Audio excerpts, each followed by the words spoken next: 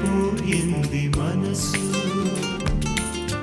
ఇలా ఒంటరయింది వయసు.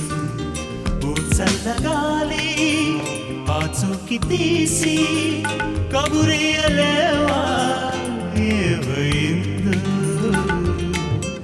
ఎటు వెళ్ళిపోయింది మనసు, ఎటెళ్ళిందో అని నీకు తెలుసు. ఓ చల్లగాలి ఆచూకి తీసి